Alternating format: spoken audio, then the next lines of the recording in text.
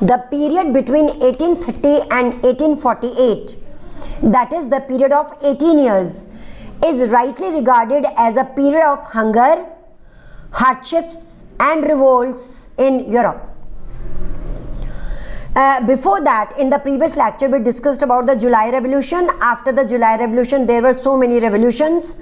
We studied about the Greek War of Independence, and then we stressed upon the growth of a new philosophy in Europe, that was Romanticism or romantic imagination of national feelings.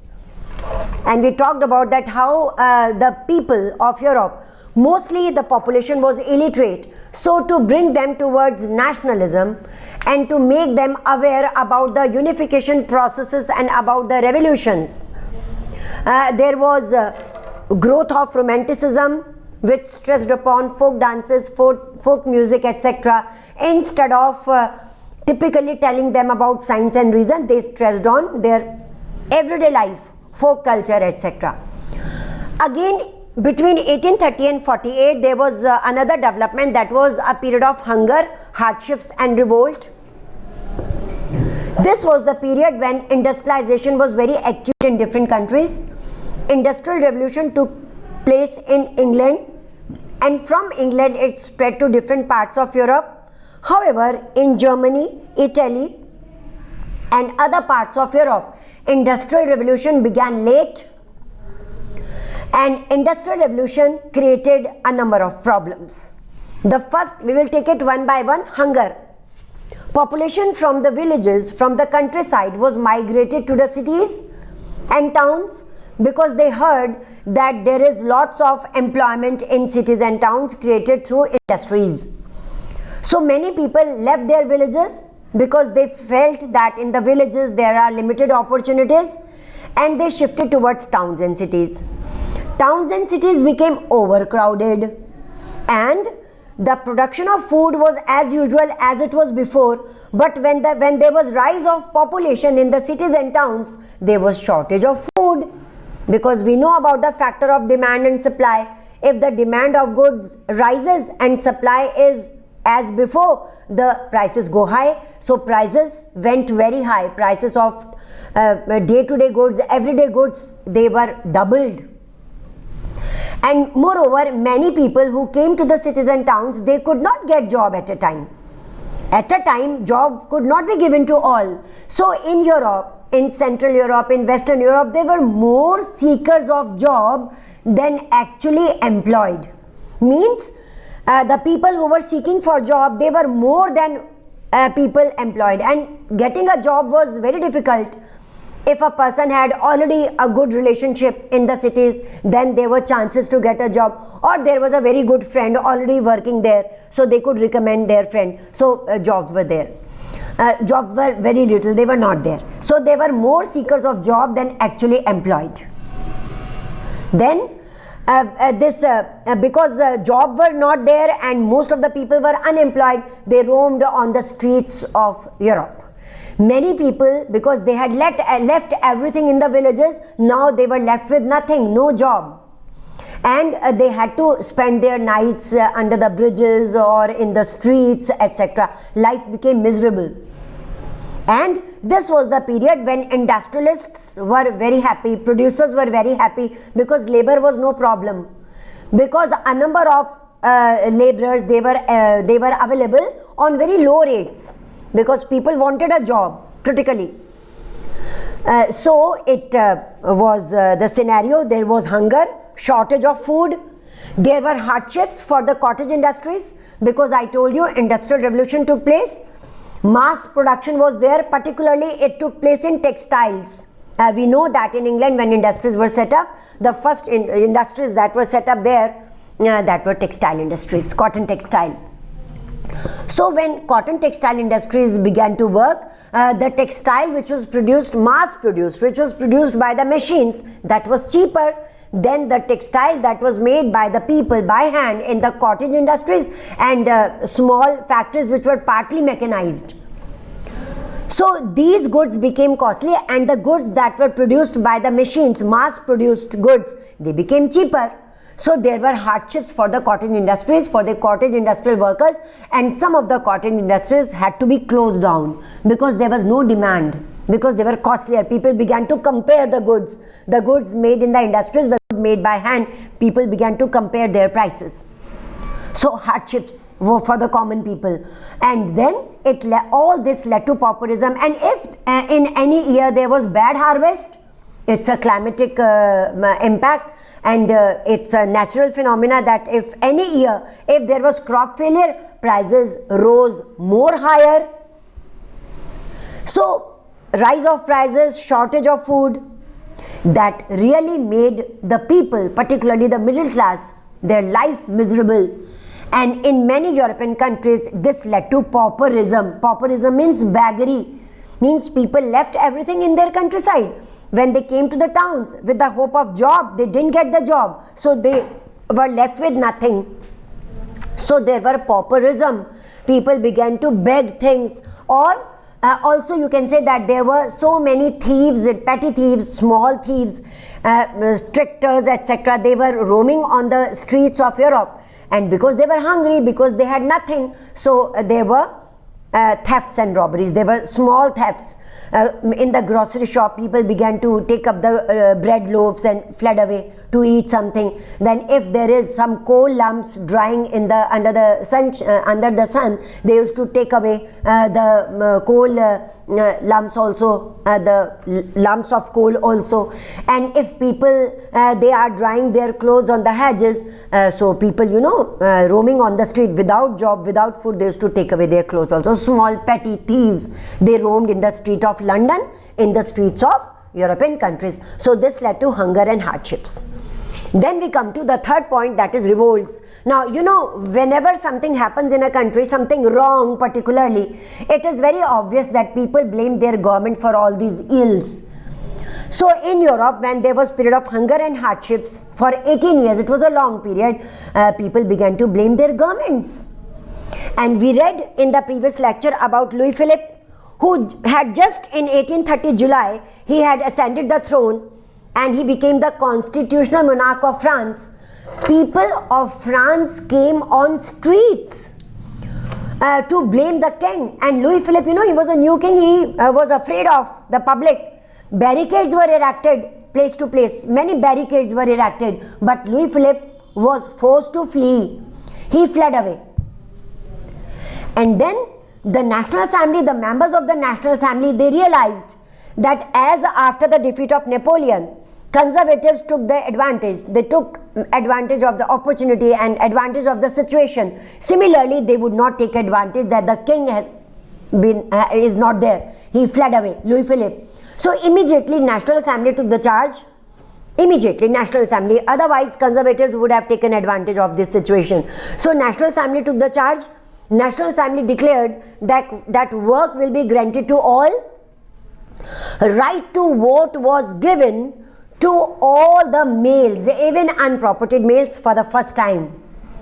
Because we know that in the Napoleonic Code, right to vote was limited only to the propertied males. So now National Assembly, so as to convince the people, they gave right to vote to all the males.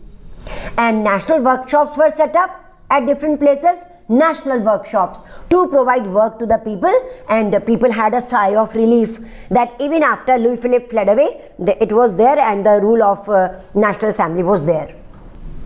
Correct? A similar revolt took place in Silesia. Silesian revolt. Silesia is a small village of Paris, and it is a village where the inhabitants are about 18,000, but the misery of the people is extreme.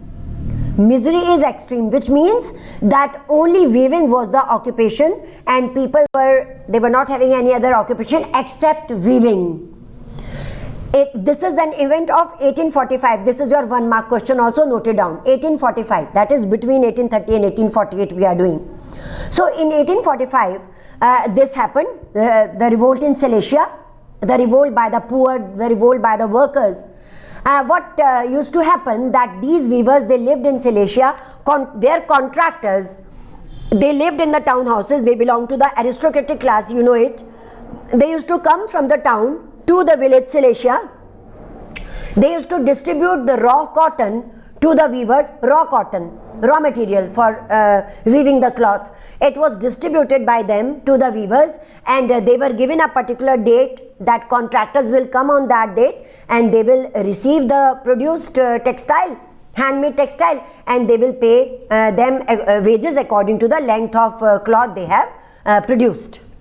So this was going on. So when there was period of hunger and hardships, as I told you, when there was rise of prices of goods, even the daily commodities, the prices of the goods rose very high, contractors drastically reduced the wages of the weavers in Silesia. Drastically means extremely. Their wages were reduced. When weavers asked the contractors not to do so, not to reduce their wages, they always met with scorns and threats. Scorns and threats means contractors did not treat them well, and they always ignored their demands and they did not care about their condition. So a writer, actually a journalist, and the name of the journalist is your 1 mark question, Willem Wolff. Willem Wolff writes and covers the detail of the revolt in Silesia and writes like this. It goes on like this. On 4 June 1845 at 2 p.m., a crowd of the weavers emerged from their homes. They marched in pairs. They entered in the houses of the contractors. They broke their costly window panes. They broke their furniture and porcelain. One of the pair of weavers, they entered in the storehouse where the cloth that was produced by these workers, that was looted and that was torn to shreds in anger. One of the contractors fled with his family because it was really destructive by the weavers, and weavers were really, they were bursting to revolt. So one of the contractors fled with his family to the nearby village to save himself and his family, and you will be surprised to know that in the neighboring village also nobody sheltered such a person. Nobody gave him refuge. Finally, the contractor had to re-question the army. 24 hours. For 24 hours he was roaming here and there to get refuge by anyone. Nobody gave him refuge. So after 24 hours, the contractor had to re-question the army. However, army shot dead 11 weavers. 11 weavers were shot dead by the army and the revolt came to an end. What do you learn from this event? This is your 5 marks question. In between there are 1 mark questions also. What do you learn? Why we are doing it, particularly the Silesian revolt? To tell you that the revolts, the revolution by the poor, weavers were very poor. There were many hardships and grievances for them. And the misery was that weaving was the only occupation. So this is to tell you that even the poor were bursting into revolts. Even the people who were considered to be very weaker section of the society, although they were very productive, even they were bursting to revolt, and they organized a revolt after all. No matter it was suppressed, but even then they had organized this revolt.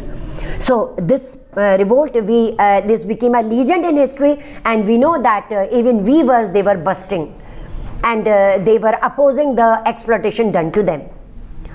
So this was the period. This was your topic, hunger, hardships and revolts.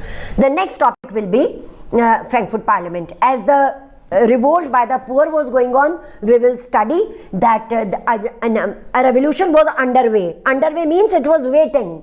A revolution led by the intellectuals, a revolution led by the educated middle classes in Frankfurt, that is Germany.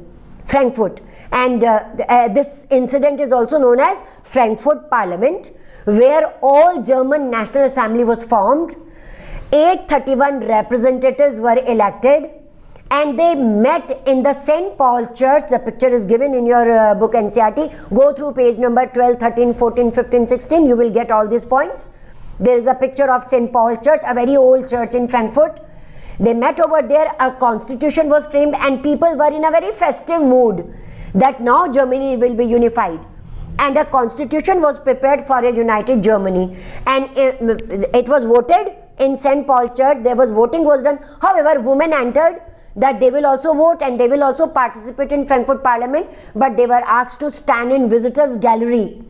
Remember, in the next lecture, I will tell you that how after the Frankfurt Parliament, feminist movement began in Europe, particularly from Germany. So they were hurt. They were asked to stand in visitors' gallery, and with this constitution, revolutionaries went to the King of Prussia, Frederick William IV. Your 1 mark question again. Frederick William IV. They presented the constitution to him to accept this and be a constitutional monarch with parliament. However, Frederick William IV rejected the offer because he was supported by the Junkers, that were the aristocratic class, the rich landlords of Prussia, as well as some neighboring countries, particularly Austria, Denmark and France. Actually, the neighboring countries of Germany never wanted Germany should become united, because Germany was a very vast empire of Europe, and all the neighboring countries, they thought that once Germany is united, it will pose a threat to the peace of Europe. So miserably, Frankfurt Parliament, although very good, but it failed.